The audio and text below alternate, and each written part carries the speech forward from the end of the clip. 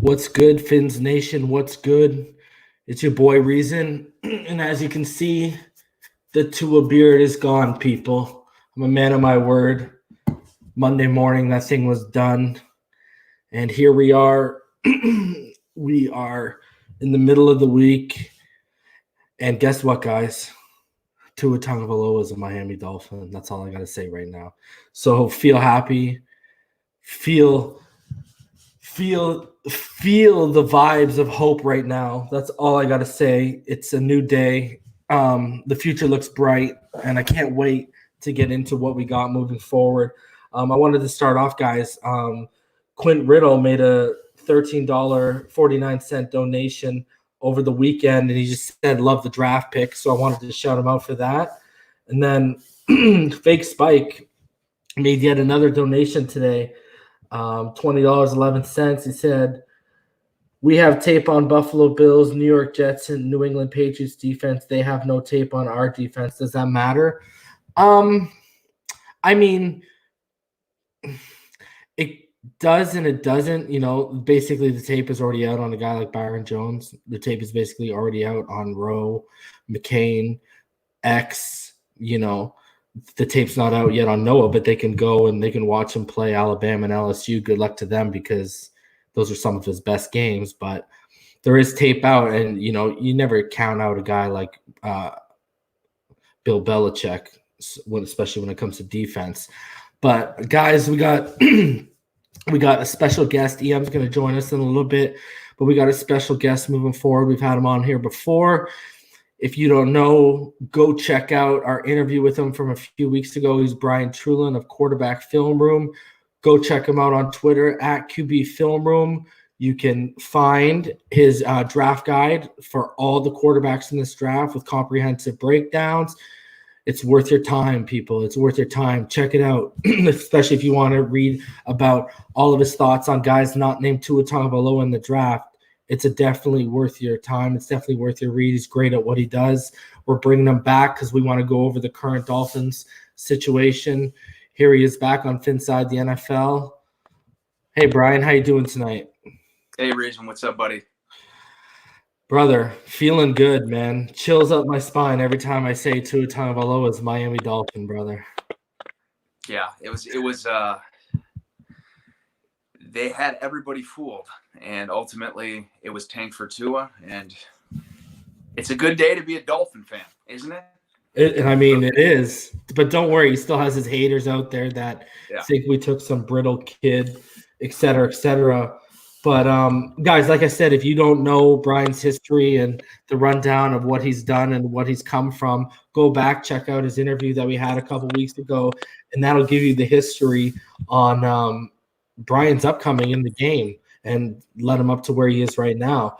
So let's get right into it. But before we get into the Dolphin stuff, let's get into some general draft stuff. And guys, also, we'll take a few questions for Bryan at the end. So if you got anything good, ask it at the end when we're done the one-on-one, and then we'll take some of your guys' questions. But one of the most controversial things coming out of the weekend was the Green Bay Packers trading up with us to select Jordan Love when Aaron Rodgers was 36. He was one game away from going to basically the promised land.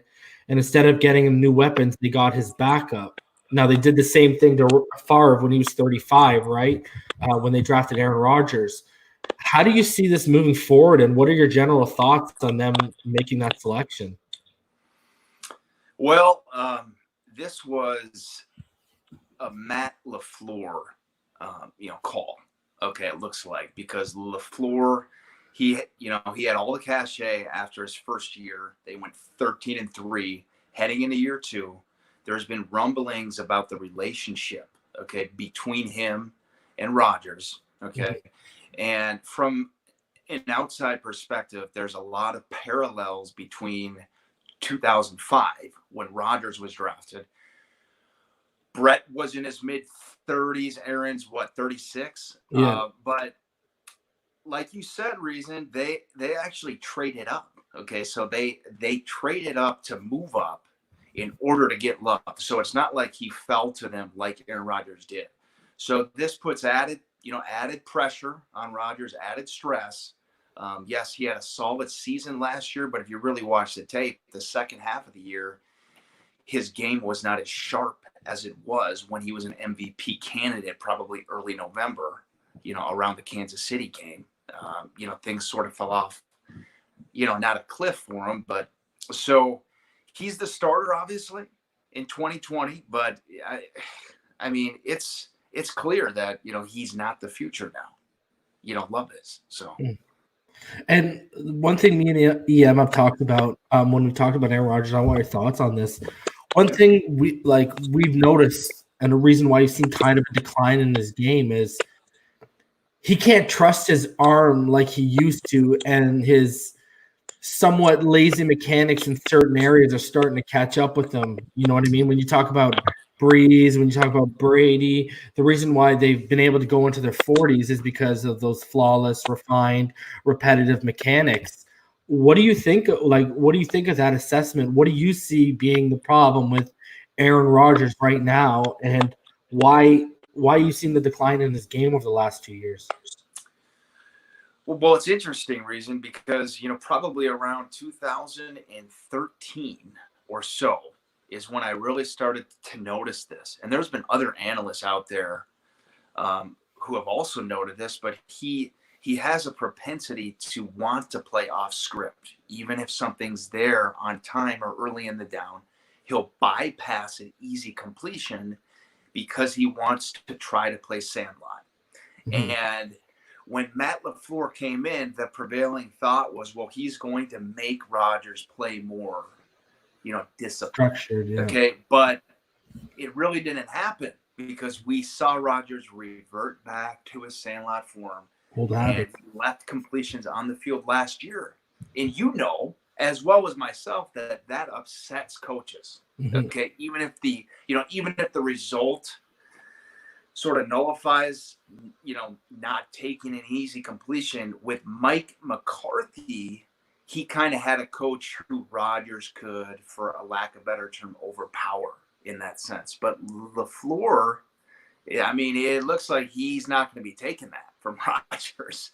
But I saw the same themes, in 2019.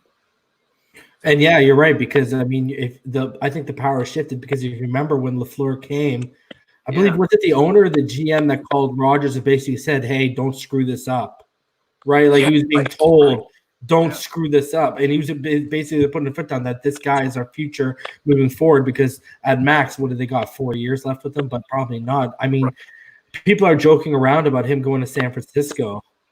That's the new thing right now because it's the Cowboy. It's obvious, but you don't see him finishing his career with the Packers, do you? I do not. No. I mean, as of right now, it could be anybody's guess on to where he would end up, but I don't see that happening. No. Yeah. So what do you think of Jordan Love there? Like, do you think that puts him being drafted there? And even if Rodgers is himself and he has that kind of brash side to him towards Love. Mm-hmm. Do you still see him being like a sponge and taking in, how Rodgers prepares, what he does on the field, what he does at practice, etc.? Like, do you think because of this, arguably Jordan Love has a better situation than a guy like Justin Herbert, who's going to be plopped in there? He's going to be asked basically to be a one-read guy and learn as he goes, because we all know he's going to beat out Tyrod Taylor sooner rather than later. So do you think Jordan Love has kind of got, in terms of developmental and growth, kind of gotten into a better situation right now than Justin Herbert? I do, actually.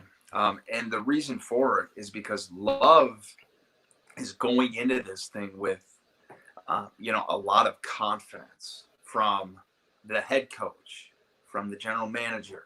Okay. They're all on his side.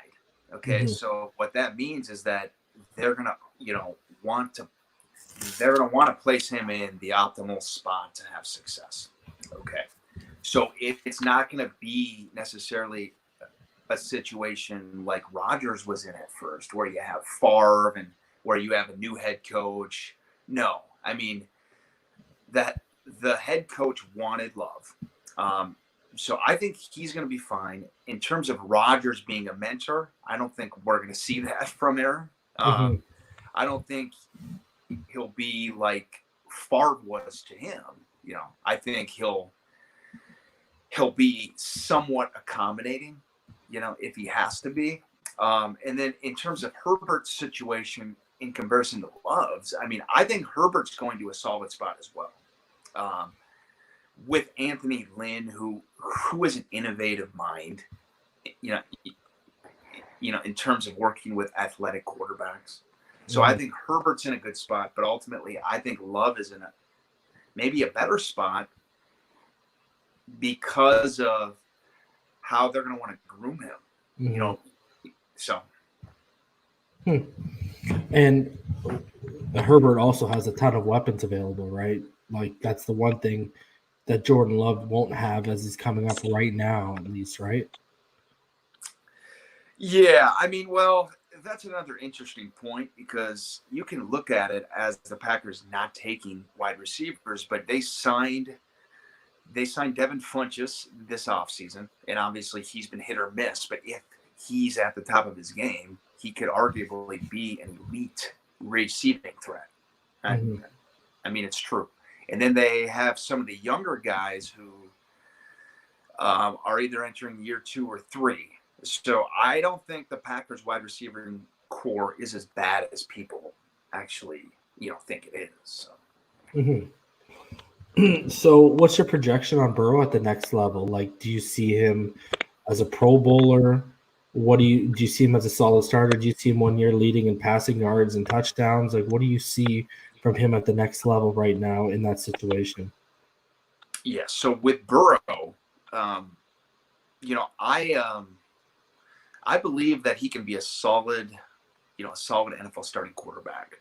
I believe that he could ultimately become a Pro Bowl quarterback. I don't think he's a Hall of Famer, like a lot of other people have said or speculated that he could ultimately be. But I think he'll be a solid NFL starting quarterback if he's surrounded with talent and if he can be on the same page like he was in 2019 with Joe Brady.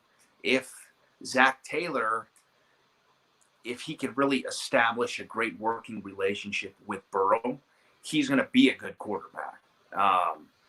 In terms of the talent that he has around him, I think there's a decent amount of talent out there. Obviously, AJ Green, they drafted the Clemson kid early round 2. He has some running backs who can help him out as well. So I think he's surrounded by good talent. It's just with the off-season program, there's no mini camp. We don't know how long training camp will be, so it's going to be that acclimation period that's going to be really important for Burrow. Yeah, I found the T. Higgins selection quite curious when AJ Green's in his last year on a franchise tag, basically, right? So you're right, yeah. So, right.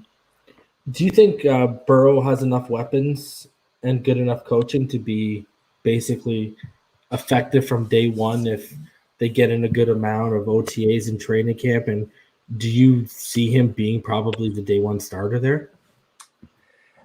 Well, yeah. So, I mean, it's interesting because they still haven't moved Andy Dalton yet. He's on the roster still. So until something happens with him, I would assume that they would want to have Burrow be the day one starter. But if it's a situation where there's just not enough time for him to learn, I mean, because the NFL's never experienced an offseason like this. So if Andy Dalton is on the roster, it would not shock me to see Andy Dalton start day one. Yeah. But, and, I think I think he can be productive early. But again, it's what are they going to ask him to do? That's the question. If they're going to ask him to just run simple stuff and to do 3 and 5 step stuff and throw with anticipation and timing, he can do that. But so. I gotta ask you, man, because I don't know if all these people have seen when we talked about it briefly. Yeah. Especially in that cold Ohio weather, do you see his lack of arm strength and his small hands being an issue, especially come playoff time? You had brought that up last the last time I was on, Mhm. and it really made sense. Yeah, because he has sub 9-inch hands. You know, and like you said, he's going to be in that. You know, he's obviously playing in the AFC North. There's a lot of outdoor football, so I think it could potentially be an issue. How large of an issue, I don't know, but it certainly could be. Yeah. So what's your thoughts on our boy James Morgan ending up under Adam Gase and backing up Sam Darnold with the Jets? Well, yeah. Our guy, I like that response. Oh, yeah, it starts rubbing the head.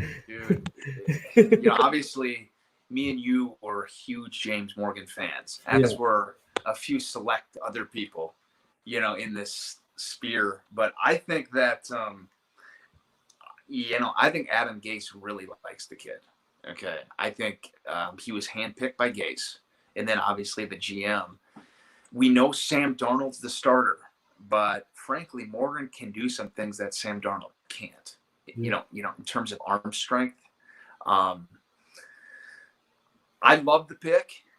He's going to be the backup from day one, but this puts an extra amount of pressure on Sam Darnold now, because this kid Morgan is not a slouch of a player by any means.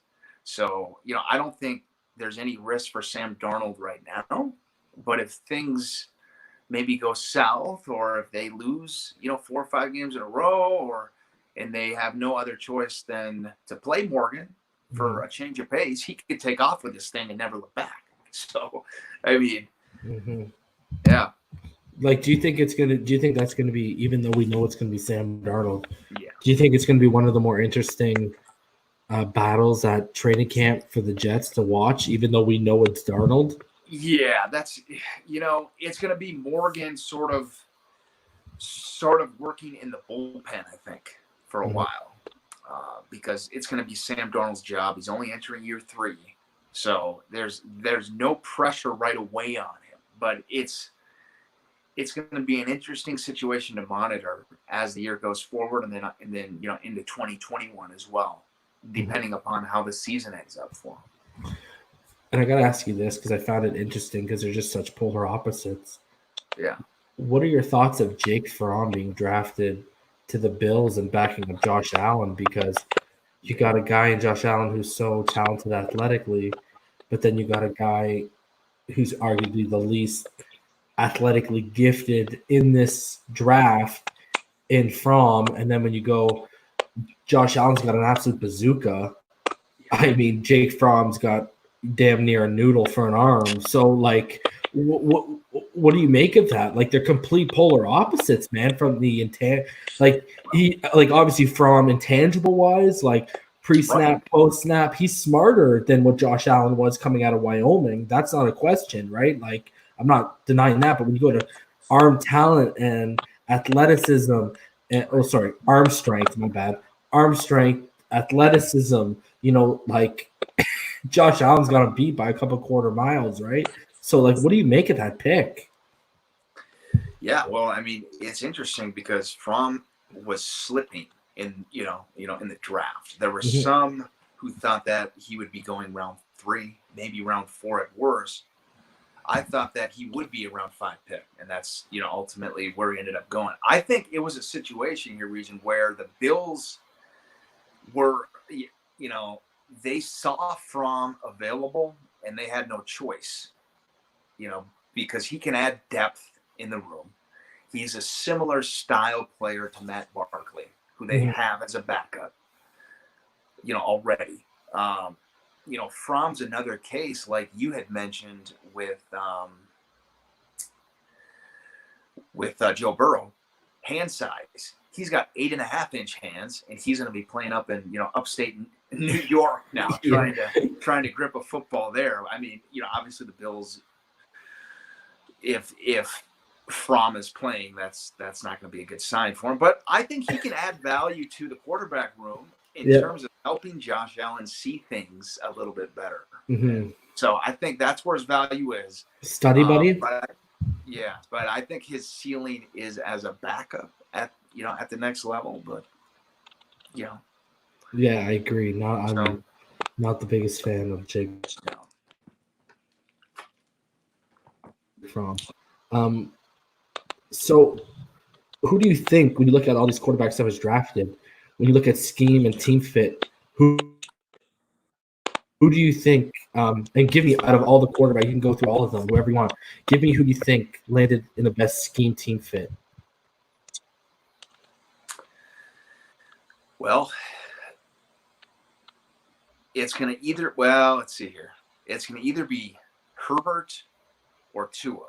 Okay. And the reason I say Tua is because Chan Gailey, okay, he is a guy who will implement the RPO action game. Okay. And then if we watch Tua at Alabama operating under the Steve Sarkisian system, okay, so much of his forte as a quarterback is the RPO stuff. Okay. Not necessarily as a pure runner, but as a manipulator, as he's very well versed in ball fakes. Okay, he can really sell those RPO fakes, and then his release is so quick and he's so accurate that I think it could be a really good transition for Tua in the Gailey system. So I would say Tua. Reason.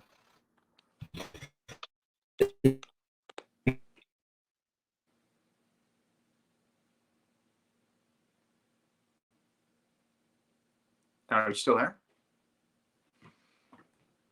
Let's see.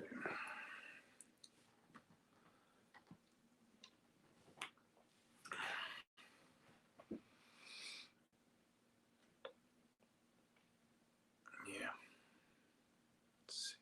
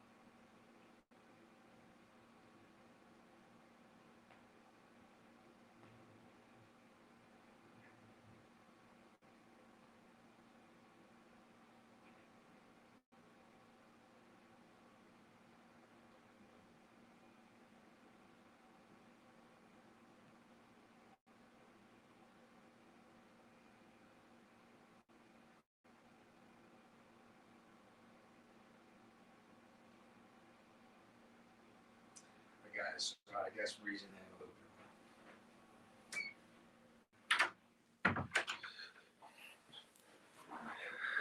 All right, guys. So, I guess there were some technical difficulties here with reason. So it looks like you got me for the foreseeable future. But yeah, so I wanted to finish my thought about Tua and the Chan Gailey system. Okay, so obviously we know that Chan Gailey was out of the league for a few years. He was with the Jets back around 2015 with Ryan Fitzpatrick, also with a rookie quarterback in Geno Smith. All right, so Chan has some experience playing a rookie quarterback and also allowing that quarterback to be productive from the jump. Okay, so it's not a situation that is foreign to Chan Gailey in terms of playing a rookie quarterback. Now, from the Dolphins' perspective, I don't think they feel like, even though they selected Tua at number 5, And by the way, I like the guitar reference. Yeah, so that's actually Eric Clapton. Up there, big Eric Clapton fan. So this is the music room. So I like Gailey in that sense, but I don't think Flores, I don't think Chan Gailey, I don't think they feel like they have to start Tua, off the jump. Okay, because obviously they have Ryan Fitzpatrick. Chan Gailey is very familiar with Fitzpatrick as well, and then we all saw what he was able to do last year. I mean, he's in his late 30s, and he arguably played his best football as a starter for a stretch last season. So Ryan Fitzpatrick will be the starter week 1, I believe. But it's a situation where in training camp, because of the contrasting styles in terms of throwing the football with Ryan Fitzpatrick and with Tua. And what I mean by that is Ryan Fitzpatrick is a guy who will create, okay? He's a guy who has a strong arm. He's a guy who will wait the extra beat in the pocket. He's a guy who's not always on time.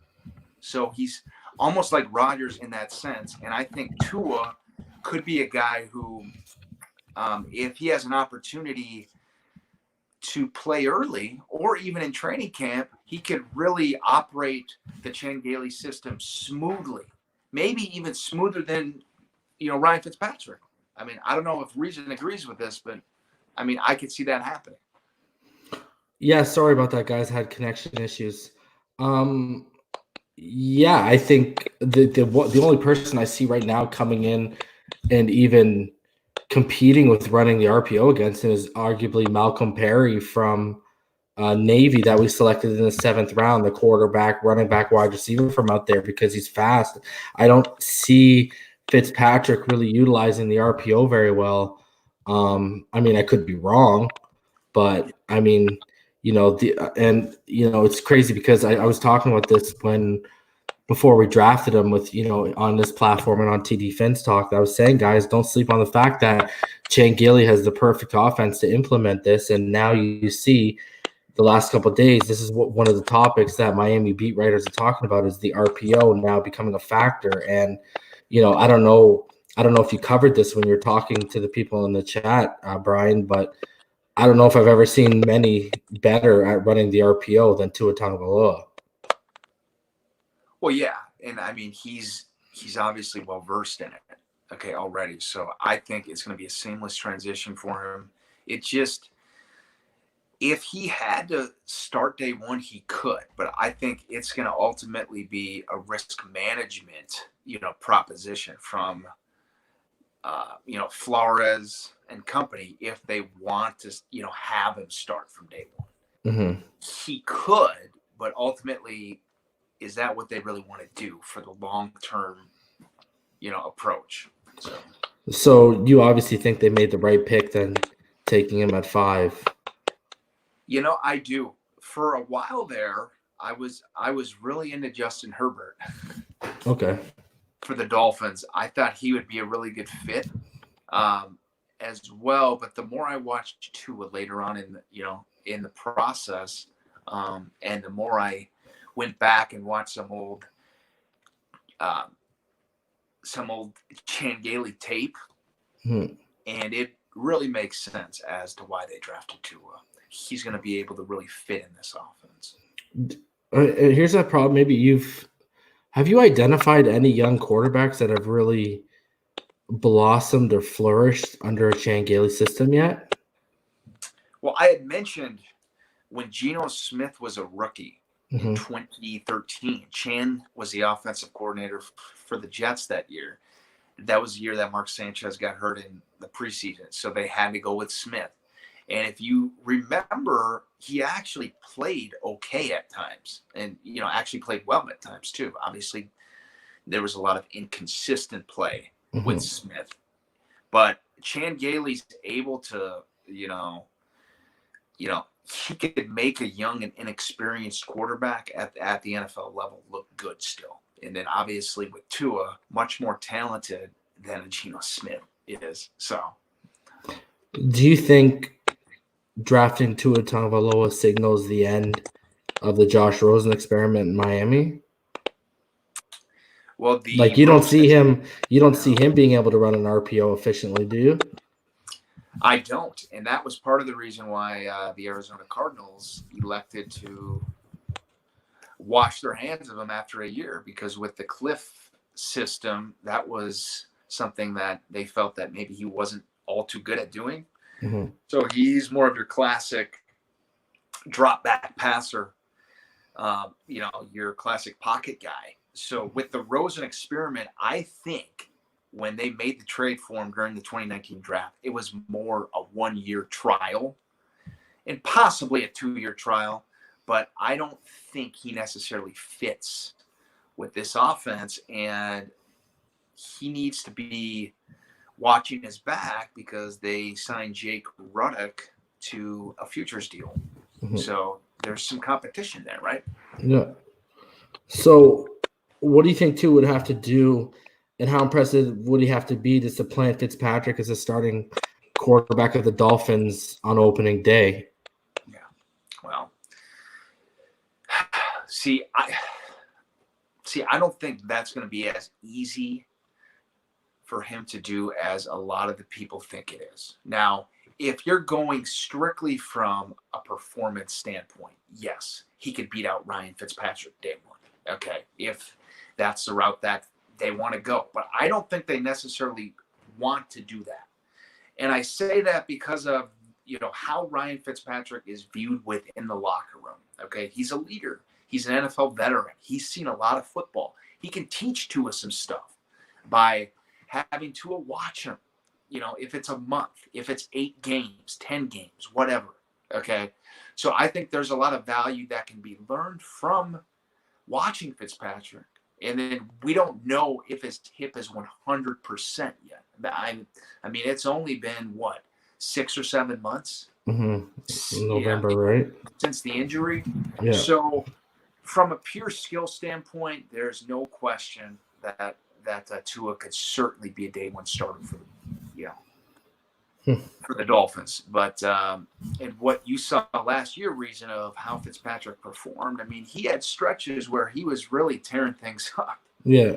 And of course, there's always the Fitz tragic element, which is good because it showed that Flores and even, I guess, Chad O'Shea at times, they had him structured enough where you didn't see Fitz tragic of the terrible turnovers, and I believe he was 6th or 8th in total QBR by the end of the season. Wow. Do you think Tua is the starter at the end of the year, or do you see him only playing sparingly if we're up by 2 or 3 touchdowns, with 2 or 3 minutes left, and they can run the 2-minute offense with them, get them acclimated to the speed, just in garbage time? What do you see in terms of that? Yeah, I mean, I think that would be a good idea to acclimate him, maybe allow him to play 1 series every second quarter, and then if he's hot, maybe to keep him in for the whole second quarter. Okay, if they don't elect to do that, depending upon how the months of November, December go. I mean, if the Dolphins are in playoff contention, they're with Ryan Fitzpatrick, there's no way Tua's playing that. Mm-hmm. But it's a situation where maybe you're 3-6, maybe you're 3-7. Yeah, if he's ready to go, he will be playing by that point. Tua will be. So do you believe in grooming him properly to the point where, let's say you get the Fitz tragic or Fitzpatrick gets hurt, would you turn to Rosen and say, show me what you got, and either earn your bus ticket out of town or raise your value in a potential trade, or a guy like Ruddock? Like, would you do that instead of turning to Tua if we were in a case of Fitzpatrick goes down and we're 8-3, 7-3? Well, okay, so reason that's assuming that Josh Rosen makes this team. Yeah, I don't know. That's a conclusion. Hey. Okay, I didn't say it, guys. Hey, and it's not that Josh Rosen can't play. Okay, it's a situation where he's kind of the odd man out now. Okay, because I mean, if they're going to turn to anybody, if Tua's healthy, it's a no-brainer that they would, allow him to play. And with Rosen, I would imagine he's going to play a lot in the preseason. Okay, a lot, and a lot in the preseason, and then maybe he's cut even. I don't know. It's just too hard to predict that. But if he was on the roster and they needed to turn away from Fitzpatrick at some point, I don't think they would even consider going to Rosen if he's on the roster still.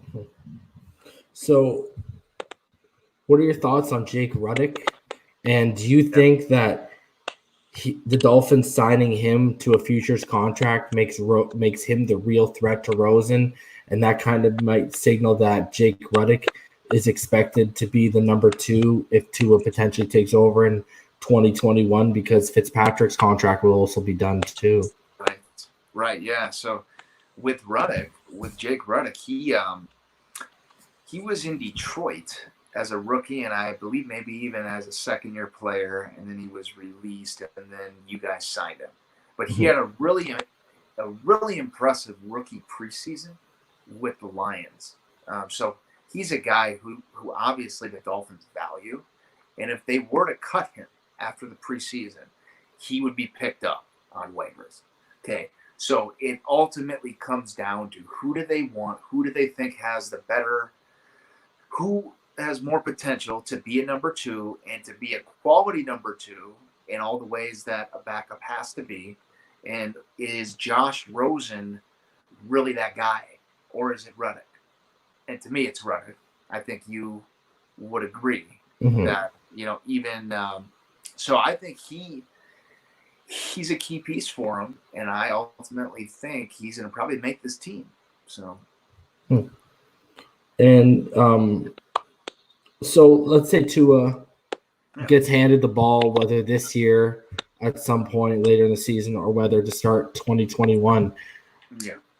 I know every quarterback has growing pains in the first year, but what could you give me you don't have to give me a comp, but give me some kind of projection in terms of what would you expect to see it from a guy like Tua in this offense if Gailey adds the RPO like we assume is going to happen. What could you project him doing in the first year in terms of how effective do you think he could actually be his first year as a starter, whether it's later in this year or 2021? Well, I think that he could be very effective, but there's holes in his game still. Okay, he's not a pure pocket passer. Okay, at times he gets frazzled when he has to sit in the pocket and he's not able to run. Okay, and at times he can be reckless moving out of the pocket. Okay, so but if they can really cater the RPO system to his strengths, he could be a very productive quarterback, in year 1. Okay, so I certainly think that his best case is that in his first year as a starter, he could be a solid starting quarterback in the league as a rookie. So what do you think about too? Because one thing I did notice when I watched a lot of them, sometimes because he likes to manipulate the pocket well and he always likes to climb it, right?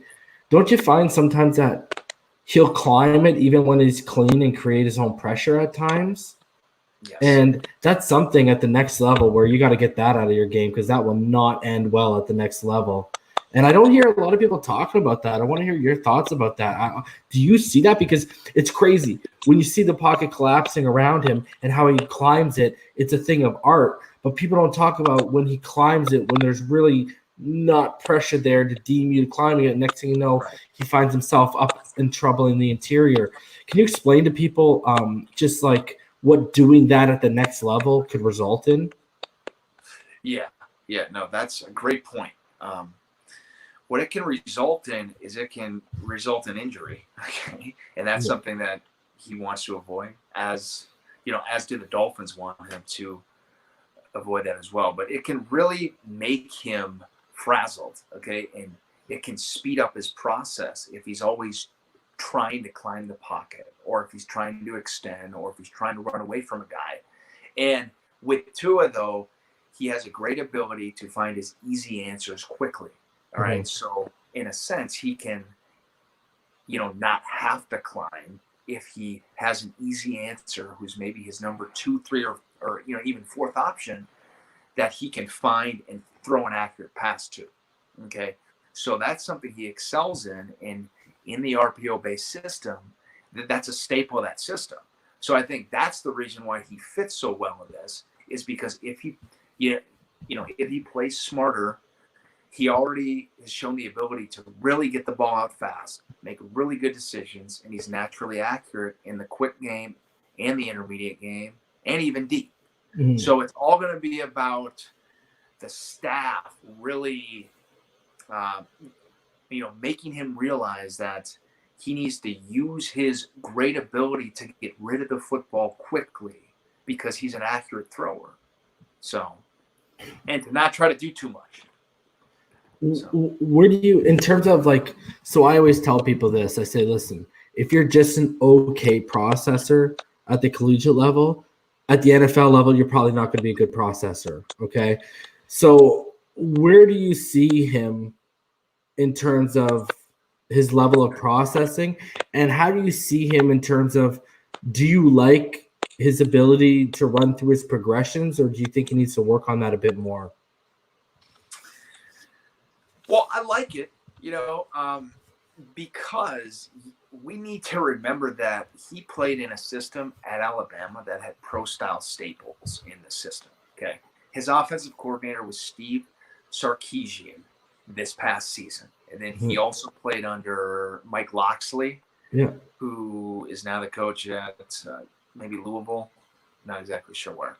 But so Locksley, Steve Sarkisian, and then Lane Kiffin is the guy who recruited him to Alabama. Mm-hmm. So he's well-versed in this stuff.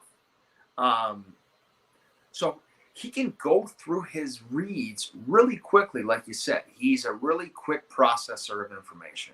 And then when you couple that with his release and with him being naturally accurate, you're going to have a kid who can really get streaky.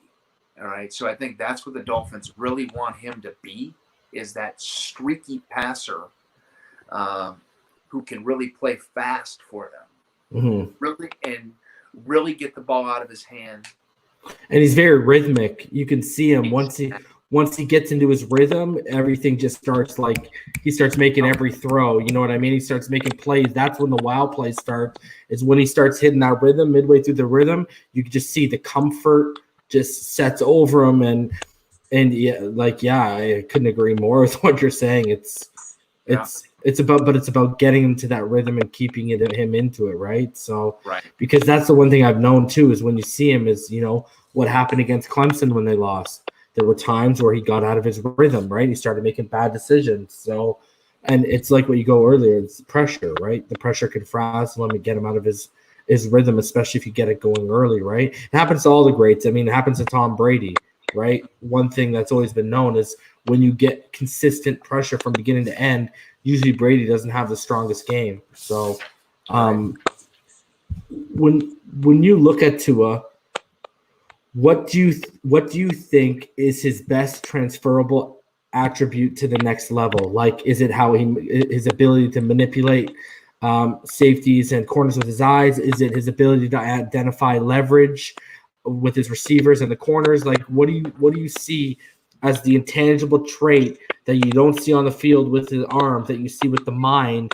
What do you think is his most transferable trait to the next level? I think it's his on the field IQ. Okay. It's which manifests itself with the eye deception, with his full body, eye manipulation. And then he'll also use his full body, okay, to manipulate deep, deep safeties and such. So I think that's a part of it. And then it's also the ability to throw with anticipation. Okay. And how his feet are like you said, so rhythmic and so quick that those really allow him to play fast. And of course, he's naturally accurate, but his ability to hold those, to hold those deep safeties really allows him to throw the football into windows that would not be as large if he wasn't able to hold and also freeze those deep defenders with his eyes. So, I mean, it's crazy, and you watch him do it against some of the best secondaries in the SEC. Like I was telling people when I went, there was one play against Cordell Flott and Patrick Queen where he moved Cordell Flott just over a little bit to the right with his eyes, and then brother, he put it in between a rope between Patrick Queen and Flott. And Patrick Queen, he was a first round linebacker. You know what I mean? Like, and it was just, you could just tell. Like the thing is, some of his intangibles are already at the next level. And that's what people don't I think, really comprehend about his game is how advanced it is. And, going back to what you said about Lane Kiffin, I don't know if you've heard this, Brian, but when Lane Kiffin went and found Tua, he came back and told Alabama, I found the next Steve Young. Yeah. So, right. I mean, and that's Lane Kiffin found him. People got to realize, that's no slouch. You know what I mean? So, exactly. And I think a lot of people, we always hear, Brian, we always hear, Rosen, he's had all these different coordinators at the collegiate level. Then, he had the Arizona situation. Now he's had this situation where he's had two different coordinators. Tua had three different coordinators on his road to the NFL, and he got better and better, and he learned, and he became a better player because of it. It's not an excuse for him. So that, look at Joe Burrow. Joe Burrow had how many coordinators? And, he got better and better and better, right? So I don't really buy that excuse. What's going on, EM? Hey, what's good? Bryan, how you doing, bro? Hey, man, good. How are you? Man, appreciate you coming on again, always, man. Appreciate you coming on again. All right, bro. I hear y'all talking about my guy, man. Yes, what do you think? Yeah. About the tables so I was able to watch more tape on him after I got done with everything. And I think it's a really good pick. I really do. You still go ahead. I'm sorry, bro. Yeah, no. So I think Tua's ability as a pure thrower, and like me and Reason were just talking about, the intangibles, the football IQ are off the charts. So, and the natural accuracy. So, Brian actually said that it's either him or Herbert for him in terms of best scheme fit. But yeah, then he actually leaned towards Tua because of Chan Gailey, the word coming out that he's implementing the RPO. And I actually wanted to say to you, Brian, going back for 1 second with that Herbert, don't you think the difference between Herbert and Love too is Matt LaFleur's got all the time in the world where Anthony Lynn don't have all the time in the world? Yeah, that's, I don't know how much. Anthony Lynn is a really good coach, so I don't think he's on the hot seat, really. I don't. I think Tom Telesco likes him.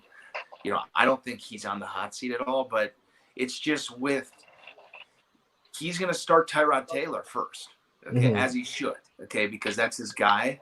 So I think Herbert may even be in a spot where he can sit even longer than Tua. Honestly, if Tyrod's playing, well. So what do you think about Telesco basically coming out and saying if Tua was on the board, we would have taken Tua at 6? That's got to be good, for Herbert's start. Yeah, that he's being honest. So, Bryan, how soon do you think Tua will get on the field, in your opinion? Yeah. Well, I was telling EM that, as long as Ryan Fitzpatrick is playing well, they're going to ride with Fitzy, because the last thing that Flores and company wants to do is to feel like they're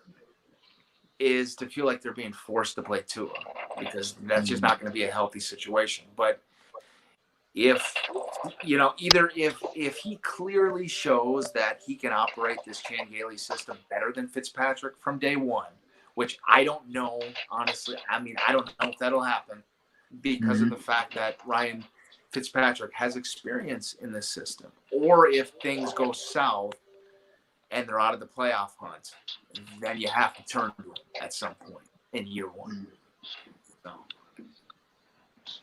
Yeah, I think I would rather Miami take the same approach that Kansas City took with Patrick Mahomes. They kind of integrated him at different parts of the season, get him played him for a quarter, like when they were in a situation where they were up 2 or 3 touchdowns, the game was well in hand, and get him a quarter here, get him a quarter there. So I'm hoping that Miami. I do want to see Tua at some point this year. I just don't want him, thrust into the starting lineup with everything on him from day one. You know what I mean? So, but I've been on record. I'm high on Fitzy, to be honest with you, based off the year. I think we talked about this last time when you were on the stream. I think we can even see improvement. With everything improved around Fitzpatrick, I think we could see a much better version of what we saw last year. Yeah. So I agree. Do you think a 2-part question? First of all, do you think hands down Tua Tagovailoa is the most legitimate quarterback prospect we've had since Dan Marino? And secondly, compare him to where he's at to where arguably our last legitimate guy coming drafted was Ryan Tannehill. So compare him to where he's at coming out of Alabama to where you see Ryan Tannehill was coming out of Texas A&M. Mm-hmm. Well, with the Ryan Tannehill comparison, when he was drafted, he obviously played wide receiver in college initially, and then he switched over to quarterback for his junior and senior seasons. So he was still considered very raw from a pure quarterback standpoint. Tannehill was. So from that standpoint, Tua's head and shoulders above where Ryan Tannehill was coming in 2012, right? But Ryan Tannehill had Mike Sherman as his offensive coordinator as a rookie, and him and Sherman were actually at A&M together for a year. Okay, so he really helped, Ryan Tannehill as a rookie, and then they fired him, I believe. But if you, and I'm sure you guys remember, Tannehill was really good as a rookie, and then he kind of fell off a little bit, for a few years. But I think he's a much better overall quarterback prospect in terms of being able to do the finer elements of quarterback play. Tua is. So, I mean, one of the crazy things about this whole RPO thing, like I mentioned before, I mentioned this last week on both platforms me and Em are on, that guys don't underestimate the Tua pick happening because Chan Gailey's offense is perfect to implement the RPO added on, right? So, in terms of him coming out and running that and that being added to this offense, will that quicken and will that help his growth and development at the next level? Like, is that almost an ideal way to get him acclimated to the NFL speed and what he's going to have to do? It could be. Yeah. I mean, I think ultimately what you want to ask him to do, Tua, you want to ask him to do things that he's comfortable doing. Okay. So you don't want to force him to be a 5-step or a 7-step drop, pocket passer.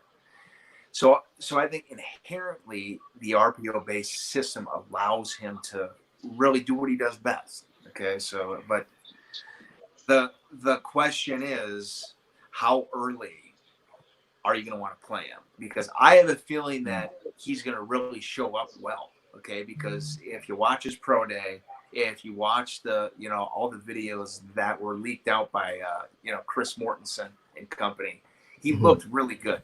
Okay. He looked, darn near 100%. I mean, obviously he's not getting hit, but I think it's going to be a situation where he really looks good, and the staff is going to have to, they're going to have to decide, are we going to roll with Fitz and just allow him to just, watch and learn? I mean, I think it's going to be interesting.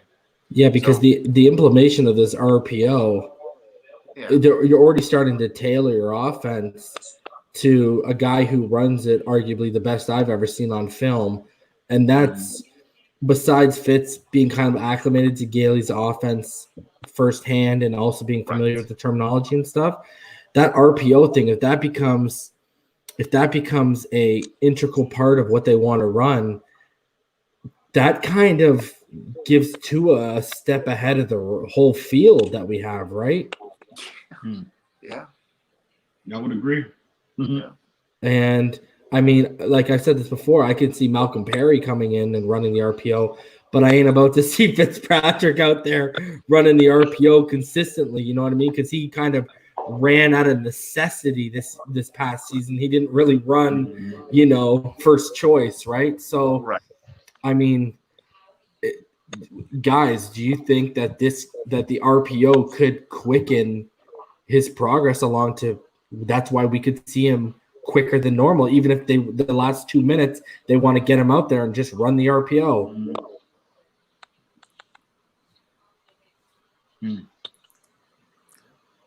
So, I mean, you got to think about that, right, EM? So we just got a donation from Oliver Hall. Absolutely. He says, love what you and EM are doing. Keep it up. Thanks, buddy. $10, buddy. Thanks a lot. So, Bryan, go ahead. Real quick, reason. Yeah. We talked about Josh Rosen on the stream last time you were on. Have you had a chance to scout into what is your opinion about Jake Ruddock? We haven't talked about him yet, because I think personally, in terms of Josh Rosen's job security, I think his biggest threat is Jake Ruddock, because we extended him. We gave him a future contract. So obviously Rosen is not going to be the starter. So that tells me that when they extended Jake Ruddock, that tells me that they signed him to be the backup. So obviously moving forward, Tua is going to be the starter. So what is your opinion on Jake Ruddock, his skill set, and how he could potentially fit in this offense if you have scouted him extensively? Yeah. EM, I actually have scouted Ruddock. When he was a rookie with the Lions, I believe he was an undrafted kid or a late round pick. He had a really good preseason in 2016 as a rookie, and a lot of his traits as a passer really translate. He doesn't have the arm Rosen has. Okay, he does not have that, but I think he has some of the intangibles that the staff likes more than Rosen, and he, he's on time with his reads. He's more accurate, and he may be more consistent than Rosen. Okay, so I think you're exactly right about Rosen versus Ruddock here. If it's even that, because when we're thinking long term, obviously Tua's the guy for. And would Rosen be okay with being a backup? No. Even if his skill set says that he can't be a starter in this league, I don't think you would see him embrace that role. So I think that's part of the reason why they're leaning towards Ruddock, moving forward. So I would agree 100%. And Ruddock, he looked really good last preseason as well. I mean, a legitimate argument can be made that he, in the preseason now, he outplayed Fitzy and Josh Rosen. So I think the staff is high on him, and I've said this on other platforms that the biggest threat to Josh Rosen's his roster spot, it's not Tua, it's Jake Ruddock, in my opinion. Yeah. So it's definitely going to be interesting paying attention to seeing how that plays out. Yeah. So. Yeah.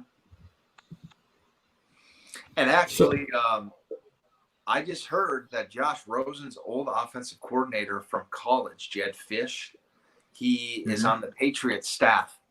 Okay, now. Okay. And there's been rumors. There's been rumors for a couple months that they want him. Yeah. So. Wow. Interesting. Do you and me and Ian were talking about today, and what we've heard was that the Dolphins are open to trading Rosen to any team except for the New England Patriots right now. Okay. So, back to Tua for a sec. With the severity of the hip injury, and because he was overextending a play, and this is not his first injury he's received from overextending a play, do you think the severity of this injury is going to change the way he plays in terms of, do you think it's going to turn him more into a guy like Jimmy G after that ACL injury, where he now lives to see another day instead of trying to do too much and hit the home run on every play? Do you think, when you look at mentally, you played the position, do you think an injury like that has that type of effect? I think it does, but I think what it's going to make him do, it's going to make Tua be smarter. Okay, not that he hasn't played smart, but he has played a little bit reckless at times. Okay, just sort of being a little bit greedy. So whenever there's a big time injury like that, it will affect you. But what he does so well is he's able to play in rhythm. He's able to be on time. His release is so quick that those traits will allow him to not get hit, even if his offensive line is average. Okay. So as long as he can, as long as Tua can continue to play like that, he can help, mitigate that risk of injury. So I got a good question here, and they're asking, are there variations of RPO that Fitz could use like Peyton Manning did in Denver?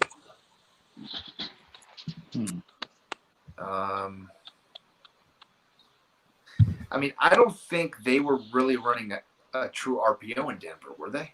I don't think they were either. Not to my knowledge. I don't think so. Yeah. Someone asked in the comments, are we set on the O-line? I don't think we're set on the O-line yet. I mean, if we get a top 5, that Houston Texans pick turns into a top 5 pick, Panay Sewell all day, baby. You got anything else you want to ask, EM? No, y'all. I was listening to you guys while I was busy, but no, I don't think so, man. Y'all pretty much covered everything. Yeah. So someone asked, do you think Belichick is low-key going to tank for Trevor Lawrence? What do you guys think? I don't think so. I think he believes in Stidham, man. I actually think he believes in Stidham. Yeah. I don't see Bill Belichick doing that. I really don't. I'd be shocked. I'd be shocked if that plays out. So I think what he really wants to do is he wants to prove that he can win with Stidham or Hoyer, and then they're sitting at like 11-5 with Stidham. I don't think it's going to happen, but I think that's what he wants to prove, that it's more him than it was Brady. So. Bryan, overall, who do you think had the best draft, you think, in your opinion? The best? I don't know. Well, where I live here, I'm in Minnesota, man. And they had a really good draft. Are you really? Yeah. They had a really good draft. Yeah. They had a lot of picks, obviously, with the Diggs trade. So they were able to accumulate picks. But the Vikings did. Let's see, who else had a good draft?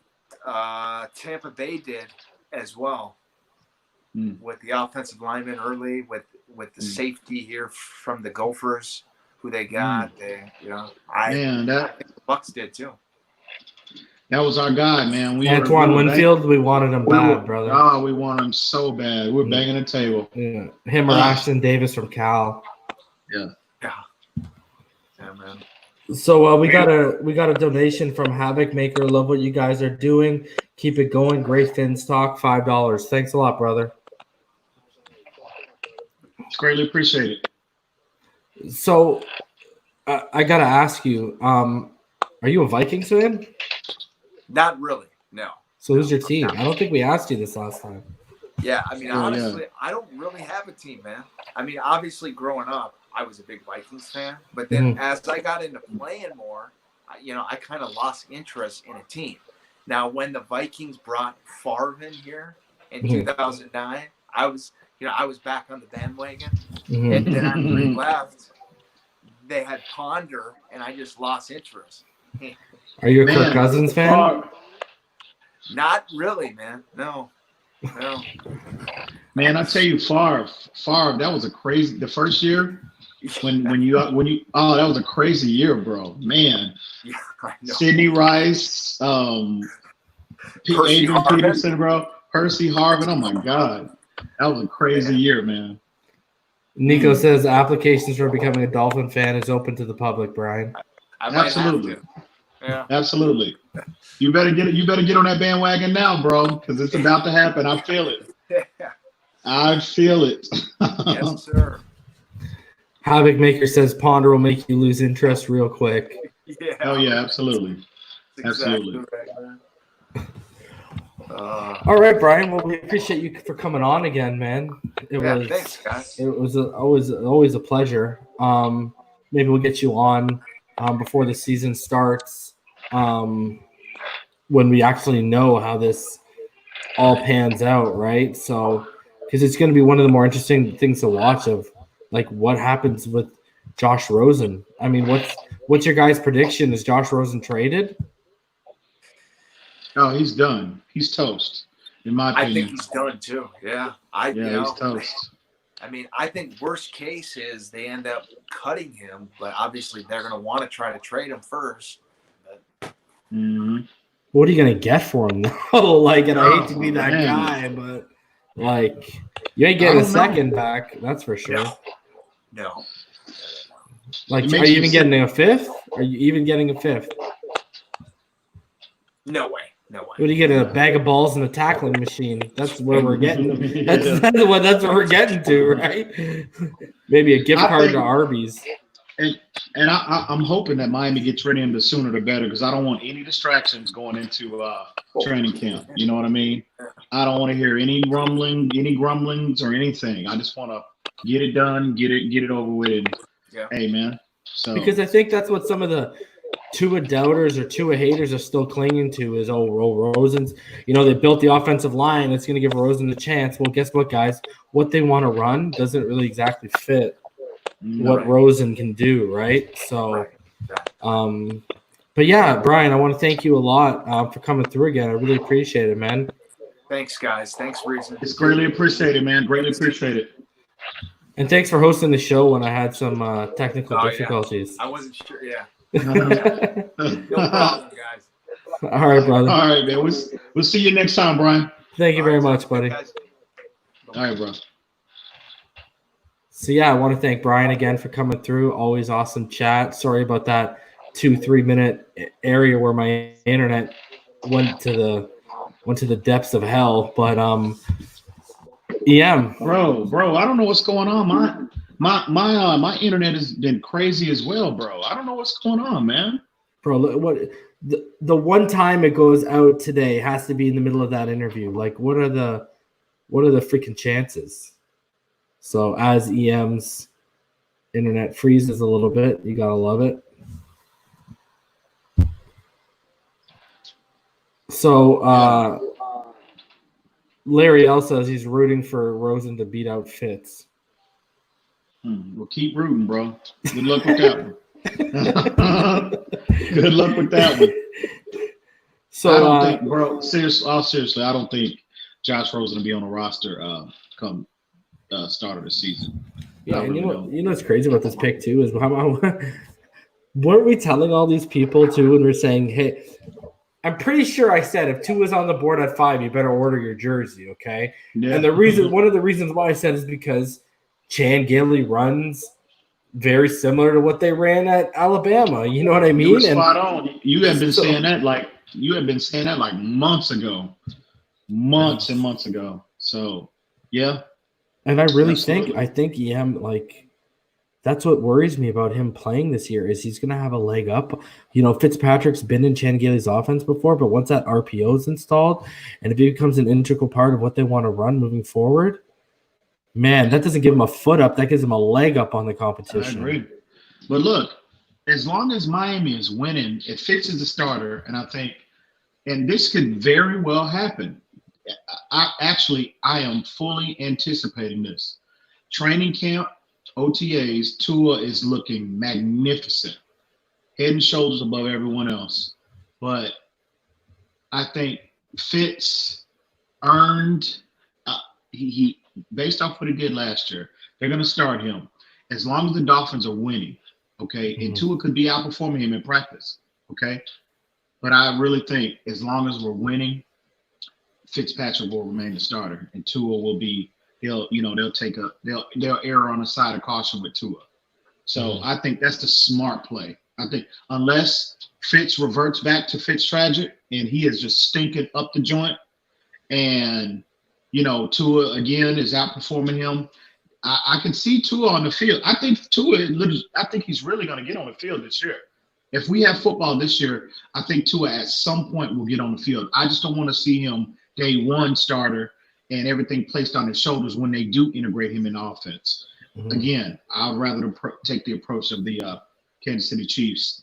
Get him a quarter here, get him a quarter there, maybe a half here. In situations where the game is well in hand, and those type of scenarios. But we'll see, man. But Tua, and he said they asked him. Tua's mindset, and I'm quoting him. He said, "I'm preparing as if I'm the starter." You have to have that mindset. So Tua is like all systems go. He doesn't have the mindset of redshirting. He's preparing himself to be the starter. He said, he said, now I can't control what the coaches do, but all I can do is control what I can control, and that's prepare myself as if I'm starting day one. So the kid, I fully anticipate. I can see the articles in the comments that the beat writers are going to come out, how Tua is just wowing everybody. Well, dude, OTAs one of the things training camp. Some of the comments we're facing, even on TD's platform, well, why would you take the kid at 5 if you can't start right away? And I've been telling people, man, even if you're Trevor Lawrence, you're fully healthy, I'm sitting you for a year. I don't care who you are. Like, I don't understand why patience, man. Like, think instead of thinking about 2020, think about the next 10, 12, 15 years. Don't think about now, think about the future. Like, you know what I mean? Like, have foresight, don't have narrow-minded sight. You know what I mean? So that's how I look at it. I mean, even if Tua was 110% healthy, I'd be saying sit him. Yep. I mean, like I said, I want to see him, but I don't want to see him as the starter with everything placed upon him in the middle of a playoff race. I would rather him get 150% healthy before they put him out there. But the way he's going, if his rehab continues on this trajectory, bro, I mean, he will be ready. He said that, though. He said, I'll be ready day one if needed. I mean, ideally, I don't want to see that because, again, I just want him as healthy as possible before they throw him out there. But if this kid is lighting it up, Reason, and our offensive line is improved, if he's lighting it up, bro, man, I don't know, man. That's intriguing, bro. I'm telling you. So we'll see. We'll see how it unfolds, bro. We'll see. Larry asked, so Reason would sit Marino his first year? Yeah, I would. I mean, Mahomes sat his first year. Rodgers sat for multiple years. In this day in the NFL, yeah, I would. That's just how it is, man. What's crazy is I forgot to ask. We were going on about me and Bryan were talking about Aaron Rodgers, and one thing he's noticed is the improvise. Like he just leans too much on the improvisation, and I wanted to ask him if he feels that Mahomes is going to turn into that one day. So, well, if he doesn't refine his if he doesn't get more consistent in his in the technical aspect of his game, oh yeah, he's going down that same path. But like you said, generally people when they generally revert back to what they know how to do best. And Rodgers, he's never been known as the most sound mechanically. Never was known for that. He got by for years and years and years based off of his improvisation and his arm talent, arm strength and arm talent.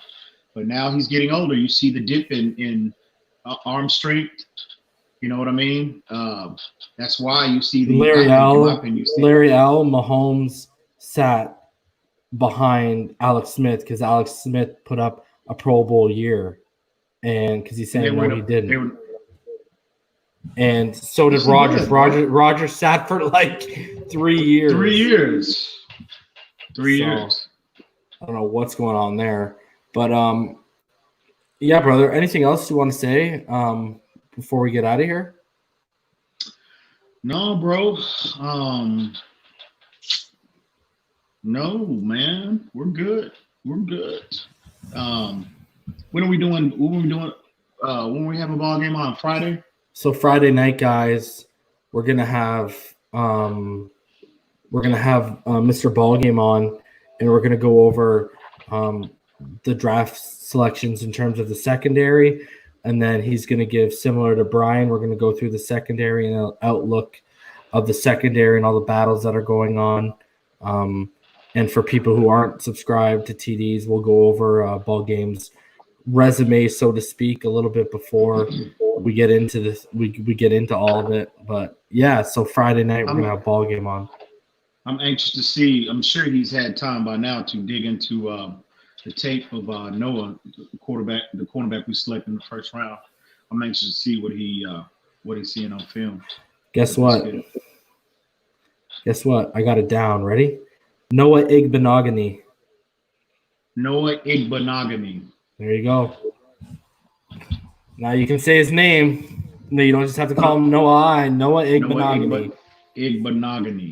There you go. Fins Nation, I hope everybody's good and staying safe out there, man. Appreciate everybody coming through again. Yeah, it won't be long now, man. It won't be long now. Hopefully there's no disruptions coming up in the season, and as they're starting to slightly and open the country back up. So for sure, hopefully we'll have real football, man. Yeah, so we're gonna have ball game, like we said, guys. We're gonna have ball game on Friday, and then next week we're gonna bring on I'm just talking with the guy, but we're gonna be bringing on a scout from Blue Chip Scouting who specializes in the offensive line. And we'll go over the offensive line picks and a projection of the offensive line moving forward, et cetera, et cetera. So we're going to do all this style of show for all these different positions for the 2020 season, guys. So, yeah, I really want to thank everyone for coming on out. I want to kind of leave on a little bit of a special note tonight. I got forwarded a song by Rolio. There is his